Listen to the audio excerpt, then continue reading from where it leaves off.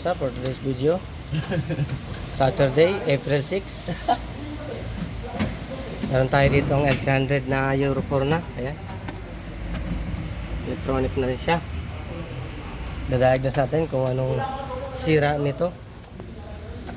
Kung umiilaw din ba ang video bank account na may-ari nito. Start natin. Kasi medyo may problema daw under nito eh. Tignan natin kung anong problema. Start. Maganda. Maganda naman ang andar mga kagrasa. Low power mga kagrasa. Low power lang siya. Tapos umiilaw po ang video bank account ng mayari. So ayan po ang i-diagnose natin kung bakit umiilaw yan.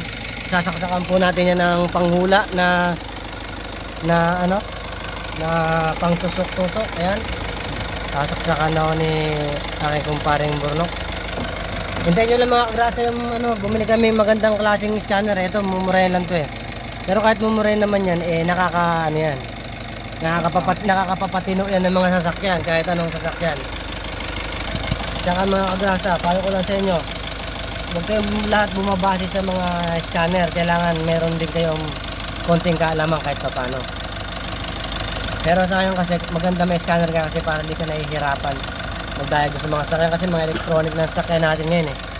Off mo natin kagrasa dahil babasahin natin. So ayan mga kagrasa. So ayan, tumunog na ang video bank account na may-ari. Ayun, tumunog na nga. Ano bang sabi? Mukhang butas ang bulsa nitong may-ari nito na naman.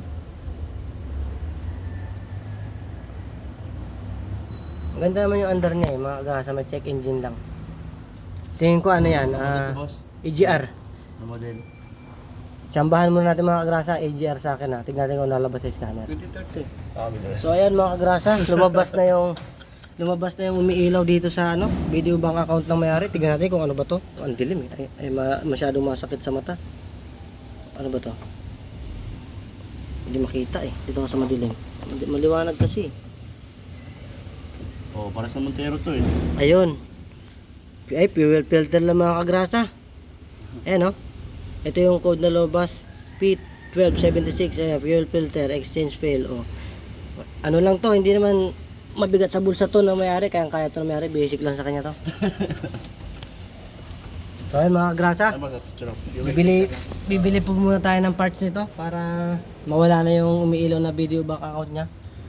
Kasi umiilaw nga naman. May sensor ba fuel filter niyo? Oo, para sa Montero yan eh. Ito. Ayan mga kagrasa. Okay naman.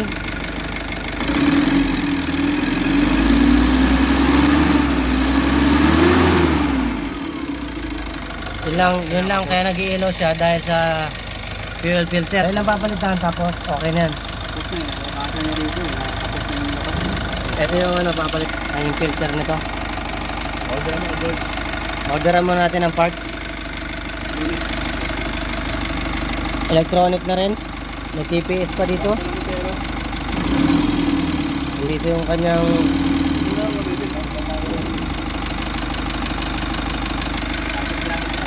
okay mga kagrasa. I-share natin video. Yung second episode pagka may pyesa na tayo para malaman natin yung kung mawawala yung umiilaw na video bank account na dito. Kuya. Ayan ang pinoproblema lang ni kuya. So ayun. Kagrasa, hintayin nyo yung part 2. Kami uuwi na. Bye bye. Hindi nila ginamit to eh.